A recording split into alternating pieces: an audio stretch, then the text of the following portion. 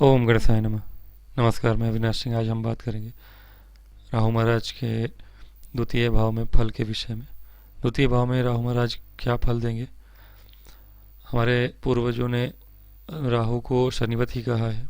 शनि महाराज यदि द्वितीय भाव में राहु महाराज द्वितीय भाव में तो शनि के जैसा ही असर करेंगे, ऐसा हमारे ज्योतिषियों का पूर्व में कहना था। तो राहु महाराज स्त्री जाति का हो तो दरिद्र बनाते हैं, ऐसे में नव धन का नाश कराते हैं पुरुष जातक में, सेम जैसा कि शनि महाराज कराते हैं। लेकिन और और भी जो ज्योतिषी थे उनका कहना था कि इस भाव में, जो कि वाणी वाणी का भाव है, तो वाणी के भाव में बैठ के राहु महाराज आपकी वाणी को कुटिल बनाते हैं। कुटिल वाणी, कपटी वाणी बोलने वाला व्यक्ति होता है, गुप्त बातें बोलने वाला, यानी कि दो दो दो भाषा या फिर कहें व्यंग्यात्मक भाषा बोलने वाला। ऐसे व्यक्ति राजनीति में हो तो बड़ा ही सफलता प्राप्त करते हैं। तो वो वाणी में राहु को कुटिलता लाते हैं। ऐसा व्यक्ति वाणी को गुप्त बातें बोलने वाला, दो तरह की बातें बोलने वाला, डबल मीनिंग बातें बोलने वाला होता है। और क्योंकि राहु को चोर भी कहा जाता है ज्योतिष में, तो वो बातें वो इस तरह ही बोलता है, कपट की भाषा बोलता है। दूसरी चीज़ कि ऐसे जातक के मुख में किसी तरह की बीमारी होने का भी अंदेशा होता है कि किसी न किसी तरह की बीमारी उसके मुंह में हो सकता है भविष्य में। तो राहु महाराज अगर वाणी के घर में है, द्वितीय घर में, धन स्थान में, तो ऐसे जातक के मुख में कोई ना कोई बीमारी होती है। ऐसा जातक क्रोधी स्वभाव का होता है, ऐसा भी कहना था हमारे ऋषियों का। क्रोधी स्वभाव का होता है, किंतु ऐसा जातक सरकार से धन पाने वाला होता है। तो सरकार से धन पाने वाला और सुखी भी होता है। तो ऐसा नहीं है कि राहु महाराज यहाँ बैठ के सिर्फ और सिर्फ बेकार ही करते हैं, खराब ही करते हैं, क्योंकि राहु महाराज ऐश्वर्य के कारक है। तो ऐश्वर्य के कारक जो हैं, ऐश्वर्य के कारक जो हैं राहु महाराज, तो ऐश्वर्य तो देते हैं आपको, और ऐश्वर्य बहुत देते हैं। राहु महाराज शनि से थोड़ा ही कम देते हैं, लेकिन बहुत देते हैं, और ये आराम से देते हैं, बिना धन, बिना परिश्रम के।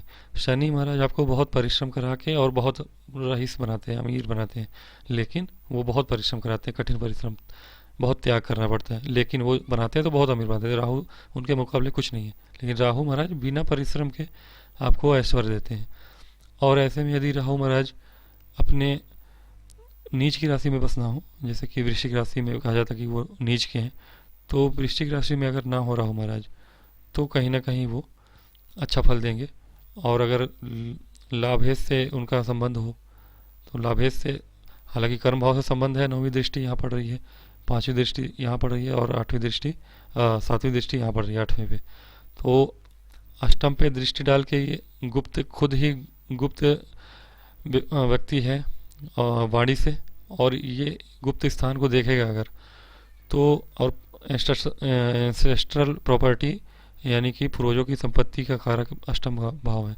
तो यहाँ बैठ के अगर धन देना होगा उन्हें, तो गुप्त तरीके से उन्हें अचानक से एक सडन गेन, अचानक से धन की प्राप्ति होगी, अपने पूर्वजों की संपत्ति प्राप्त होगी, पहली बात।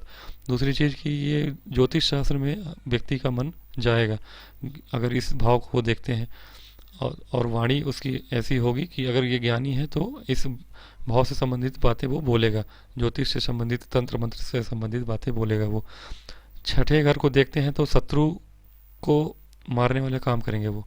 आपके कोई भी शत्रु हो तो शत्रु हंता बनाएंगे आपको, प्रबल शत्रु हंता।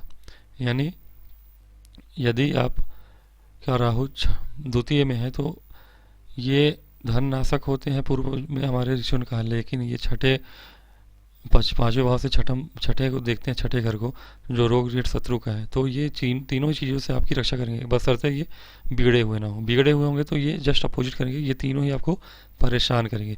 राहु को अगर पीड़ित हैं तो अच्छा कर लीजिए आप, राहु की जाप कराइए, महामृत्युंजय कराइए, और शंकर जी की पूजा करिए। फिर देखिए राहु महाराज आपको इन तीनों से बचाएंगे, रोग ऋण शत्रु से बचाएंगे, दीर्घायु भी करेंगे आपको रोग, और उसके बाद ये आपको गुप्त विद्याएं सीखने को मदद करेंगे। दशम भाव से आपका कार्य कुशलता से होगा, आप कार्य में कुटिलता से कार्य में आगे बढ़ते चले जाएंगे। आप सरकारी क्षेत्र में या सरकार ही है तो और भी अच्छा है। तो राहु महाराज ये फल देते हैं। नमस्कार।